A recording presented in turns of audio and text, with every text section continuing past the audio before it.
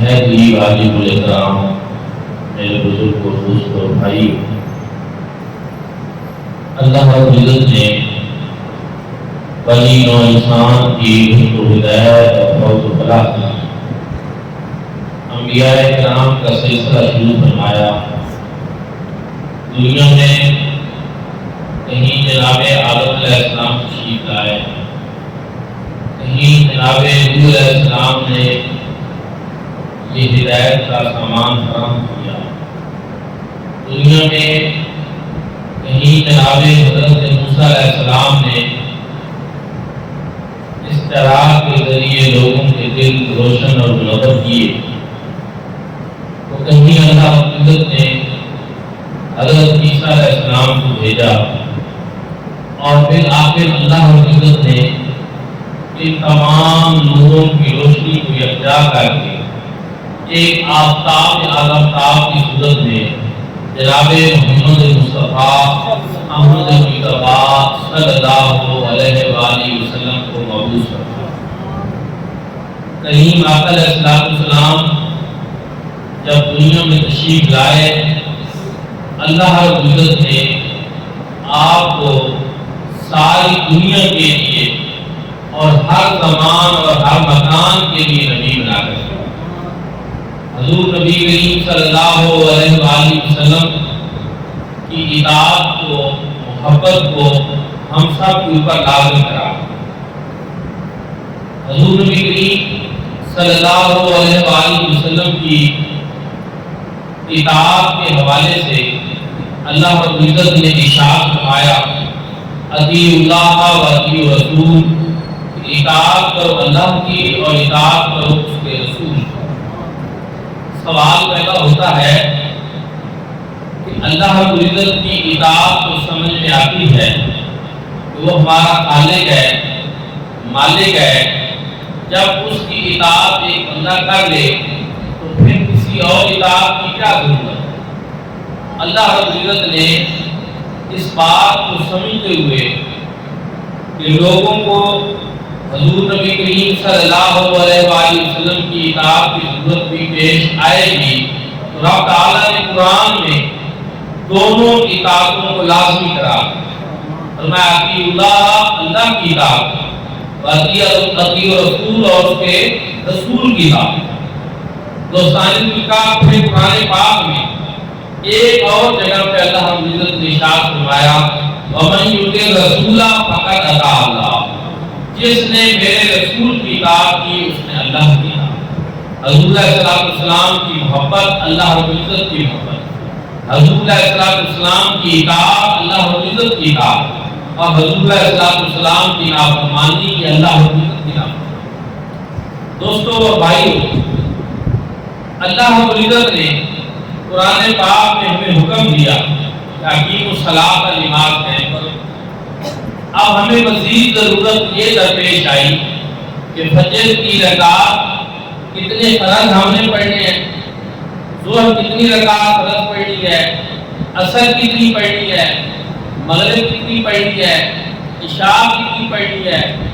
اب یہ تفصیلات ہمیں کہاں سے ملے گی؟ تو اس کے لیے ہمیں مصطفیٰ کریم صلی اللہ علیہ وسلم کی اطاعت کی۔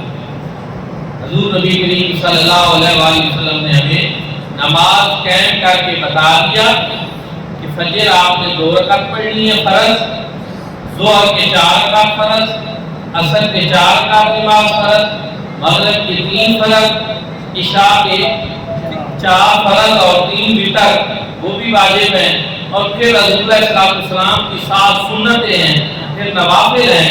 یہ حضور علیہ السلام نے ہمیں کہا کے دکھایا۔ اب اگر کوئی شخص یہ کہے کہ ہمیں صرف اللہ کی اطاعت کافی ہے، حضور علیہ السلام کی اطاعت کی ہمیں ضرورت نہیں، تو پھر وہ نماز جیسا اہم فریضہ بھی ادا نہیں کر سکتا۔ اسی طرح اللہ رب العزت نے حکم دیا، اقیموا الحج والعمرۃ للہ، اللہ کے لیے حج کرو اور اللہ کے لیے عمرہ کرو۔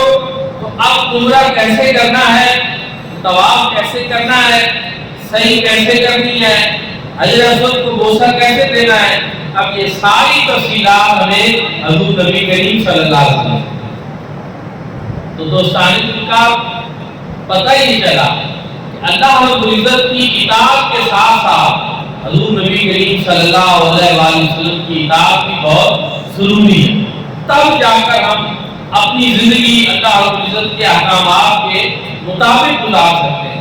اور اسی لیے اللہ رب العزت نے ایک اور جگہ میں ارشاد فرمایا وما آتاکم الرسول فخذوہ وما نہاکم عنہ فانتہوا، کہ جو میرا رسول تمہیں دے وہ تم لے لو اور جس چیز سے منع کرے اس سے باز۔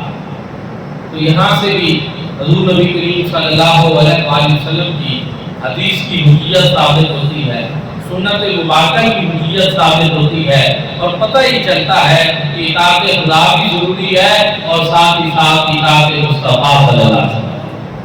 اب ایک اور چیز، اطاعت کی قسمیں کتنی ہیں؟ اطاعت کی 3 قسمیں: اطاعت بالخوف، اطاعت بالغرض اور اطاعت بالمحبت۔ اطاعت بالخوف کیا ہے؟ کہ اگر استاد صاحب کلاس میں موجود رہے تو بچے بڑے مؤدب ہو کر بیٹھتے ہیں اور خاموشی کے ساتھ بیٹھتے ہیں، استاد کی گفتگو کو بھی سماعت فرماتے ہیں اور ایک بڑا پرسکون ماحول ہوتا ہے۔ لیکن استاد صاحب کلاس سے غائب ہو جائیں تو وہی بچے شور مچاتے ہیں اور دنگا فساد کرنا شروع کر دیتے ہیں، ہلا گلا شروع کر دیتے ہیں۔ اب کیا ہے کہ جتنی دیر استاد موجود رہے تو وہ ان کی خوف کی وجہ سے اطاعت کرتے ہیں، استاد صاحب کا ایک ڈر ہوتا ہے، یہ اس کی وجہ سے۔ تو یہ جو اطاعت ہے یہ اطاعت بھی پختہ نہیں ہوتی، ہمیشہ والی نہیں ہوتی۔ استاد موجود تو اطاعت موجود، استاد غائب تو اطاعت۔ دوسری ہوتی ہے اطاعت بالغرض، کہ کسی سے کوئی کام نکلوانا ہو، بندہ اس کی پھر بات مان لیتا ہے، وہ کہتا ہے میری آپ یہ بات مان لیں، یہ مان لیں، بندہ اس کی بات مان لیتا ہے، کیونکہ اس میں غرض موجود ہے، اس میں ایک لالچ موجود ہے، اور ادھر وہ غرض ختم اور ادھر اطاعت ختم۔ یہ اطاعت بھی عارضی ہوتی ہے، کچی ہوتی ہے، یہ دائمی نہیں ہوتی۔ تیسری قسم ہے اطاعت بالمحبت، کہ کسی سے محبت ہو جائے اور محبت کی وجہ سے انسان اپنے اس محبوب کی ہر بات کو مانتا ہے۔ صحابہ کرام رضوان اللہ تعالی علیہم اجمعین حضور نبی کریم صلی اللہ علیہ وآلہ وسلم کی جو اطاعت فرماتے تھے وہ اطاعت خوف کی وجہ سے نہیں، لالچ کی وجہ سے نہیں، بلکہ وہ محبت کی وجہ سے۔ ان کو حضور نبی کریم صلی اللہ علیہ وسلم سے پیار تھا، حضور علیہ السلام سے عشق تھا، حضور علیہ السلام سے محبت تھی، اور اس محبت کے نتیجے میں پھر حضور علیہ السلام کی آداؤں کو وہ اپناتے چلے۔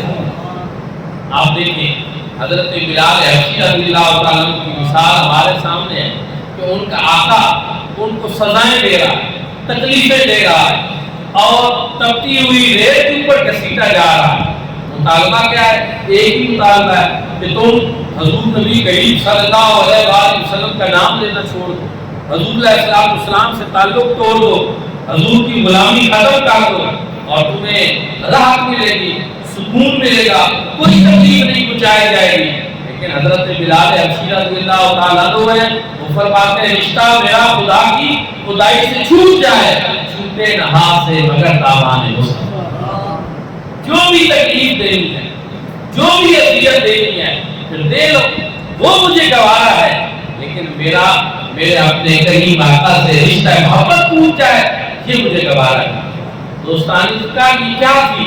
یہ محبت تھی حضور علیہ السلام کی، کہ تپتی ہوئی ریت بھی اس محبت کی راہ میں رکاوٹ نہ بن سکے، دیکھتے ہوئے انگارے بھی اس راہ میں رکاوٹ نہ بن سکے۔ تو دوستانی کا صحابہ کرام جو حضور علیہ السلام کی اطاعت کرتے تھے، حضور علیہ السلام کے احکامات کو بجا لاتے تھے، اس میں حضور نبی کریم صلی اللہ علیہ وسلم کی بے پناہ محبت ہے اور غیر مشروط محبت شامل ہے۔ حضور علیہ السلام نے ارشاد فرمایا کہ اپنا مال لے آؤ، غزوہ پہ جانا ہے، تو حضرت سیدنا صدیق اکبر رضی اللہ تعالیٰ عنہ نے کیا کیا؟ گھر کا سارا مال لے کر حضور علیہ السلام کی بارگاہ میں پیش کیا، کوئی چیز بچا کر پیچھے نہیں گئے۔ اور یہی وجہ کہ آقا علیہ السلام نے پوچھا کہ اے صدیق اکبر گھر والوں کے لیے کیا چھوڑ کر آئے ہو؟ جواب دیا کہہ اللہ و رسولہ خیال میں اللہ اور اس کا رسول چھوڑ. کلندر لاہوری فیلسوف اسلام حضرت اقبال کیا خوب بولے کہ پروانے کو چلا بلبل کو پھول بس صدیق کے لیے خدا اور اس کا رسول. بس اللہ اور اس کا رسول تھا. سارا کچھ لا کر کریم آقا کے قدموں پہ نثار کر ایک آقا کے حکم کے اوپر ایک فرمان کے اوپر. یہ کیا چیز تھی؟ یہ حضور علیہ السلام سے محبت. اور سچی محبت کا تقاضا یہی ہوتا ہے کہ محبوب کی اطاعت کی جائے, اس کی بات مانی جائے, اس سے پیار کیا جائے, اس کے قول و فعل کو اپنا لیا جائے. صحابہ کرام رضوان اللہ تعالی علیہ مجمعین کی زندگیوں کی خصوصیت. حضرت عمر فاروق رضی اللہ تعالی عنہ ایک سفر پہ جا رہے ہیں, راستے میں ایک درخت آ گیا اور درخت بڑا اونچا تھا کہ جب آپ اس کے نیچے سے گزرنے لگے تو آپ نے سر کو نیچے کر لیا پھر اوپر کر لیا. دوستوں نے کہا حضور والا بات کی سمجھ نہیں ہے, اتنا اونچا درخت ہے اور آپ نے سواری پہ جاتے ہوئے سر جھکایا ہے پھر سر کو اوپر کیا ہے, اس کی کوئی وجہ بھی ہونی چاہیے تھی, کوئی سبب بھی ہونا چاہیے. آپ نے جواب دیا کہ دوستو آج تو اگرچہ ایسی کوئی وجہ نہیں ہے, آج کوئی ایسا سبب نہیں ہے, لیکن میری چشم تصور میں آج بھی وہ منظر موجود ہے کہ جب کریم آقا علیہ السلام کی سواری کسی درخت کے نیچے سے گزری. اس وقت یہ درخت چھوٹا تھا, اس کی ٹہنیاں جھکی ہوئی تھی. حضور علیہ السلام نے اپنے سر اقدس کو اس سے بچانے کے لیے سر کو نیچے کیا تھا پھر اوپر کر لیا تھا. مجھے تو یاد کی وہ یاد آئی ہے اور میں اسی یاد کو تازہ کر نماز محبت ادا کر رہا ہوں, کسی کی ادا کو ادا کر. حضور علیہ السلام جس طرح کرتے تھے, جن راہوں سے گزرتے تھے, صحابہ کرام انہی راہوں سے گزرتے. کریم آقا کا جو عمل ہوتا تھا صحابہ کرام اسی عمل کو اپنا لیتے تھے, اسی ادا کو اپنا لیتے تھے. حضرت سیدنا عثمان غنی رضی اللہ تعالیٰ عنہ نے وضو کیا, وضو فرمانے کے بعد آسمان کی طرف رخ اٹھایا اور دعائے وضو بھی پڑھی, صاف مسکراہٹ کی.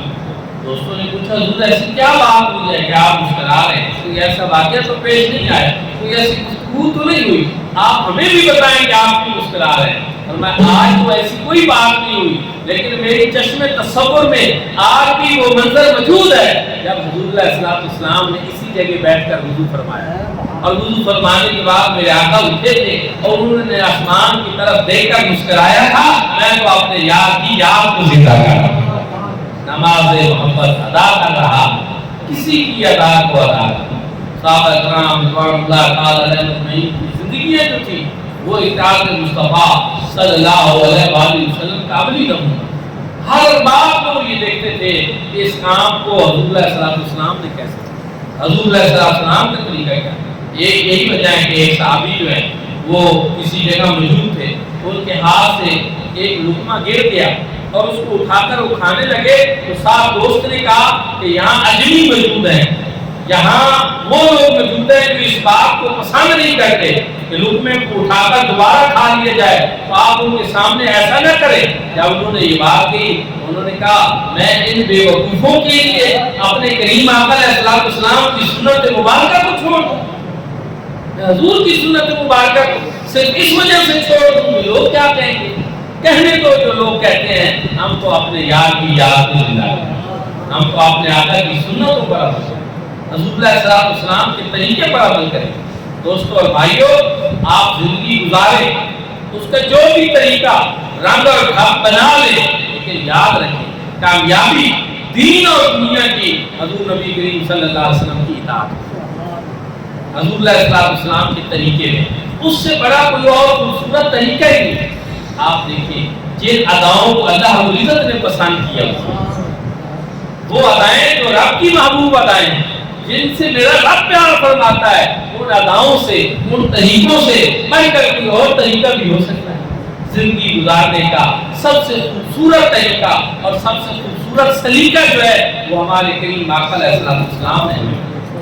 اللہ رب العزت نے اسی لیے حضور علیہ السلام کی حیات مبارکہ کو پوری نسل انسانی کے لیے رول ماڈل کرا. لقد کان لکم فی رسول اللہ اسوۃ حسنہ, تحقیق تمہارے لیے میرے رسول گرامی صلی اللہ علیہ وسلم کی زندگی بہترین ہے. دائیں بائیں کدھر پھرتے ہو, کس چیز میں اپنی فلاح تلاش کرتے ہو, کس چیز میں کامیابی ڈھونڈتے ہو, کامیابی تو مصطفیٰ کریم صلی اللہ علیہ وسلم کی، حضور علیہ السلام کی سنتوں کو اپنانے میں۔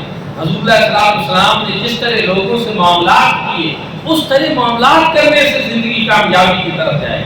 اور دوستوں اور بھائیوں، تاریخ کے ایک دو سال نہیں، تاریخ کی صدیاں اس بات کی پر گواہ ہے کہ جن لوگوں نے بھی، جن افراد نے بھی اور جن شخصیات نے بھی حضور علیہ السلام کے سنت مبارکہ کو اپنا لیا، طریقے کو اپنا لیا، اللہ اور عزت نے ان کو عزت و وقار عطا فرمائی۔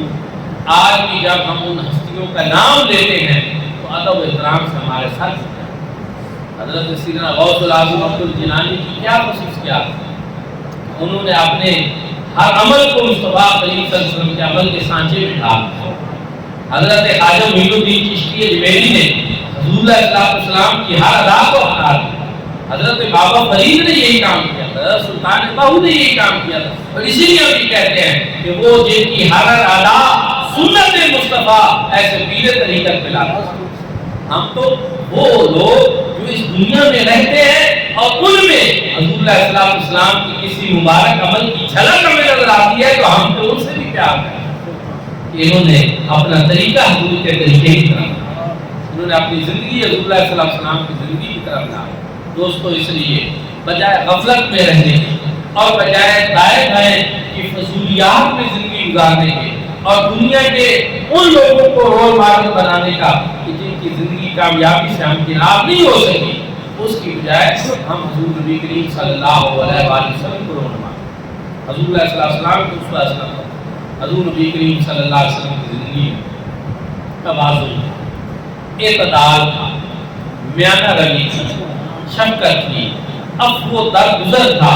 حضور نبی کریم صلی اللہ علیہ وسلم دشمنوں کو بھی دعائیں دیتے ہیں، غیروں کے لیے بھی خیر خواہی کے جذبات رکھتے ہیں، اور میرے آقا یہی چاہتے تھے کہ یہ جہنم کی آگ کہیں تک نہ بڑھ سکے، کسی طریقے سے یہ اسلام کے دامن میں آ جائے۔ حضور علیہ السلام نے لوگوں سے پیار کیا، شفقت کی اور محبت۔ آج حضور علیہ السلام کی امت جو ہے حضور علیہ السلام کی سیرت سے دوری کی وجہ سے ذلت و رسوائی سے دوچار ہے۔ ہماری حالت نہیں ابتر ہے، قومی سطح پہ، بین الاقوامی سطح پہ اور انفرادی زندگی میں کہیں ہمیں سکون اور عزت نصیب نہیں ہے۔ اس کی وجہ یہی ہے کہ ہم اللہ اور اس کے رسول صلی اللہ علیہ وسلم کی اطاعت سے، احکامات خداوندی سے دور ہیں، حضور علیہ السلام کے مبارک طریقے سے دور ہیں۔ دوستانی ذکر دعا کریں کہ اللہ رب العزت ہم سب کو حضور علیہ السلام کی اطاعت نصیب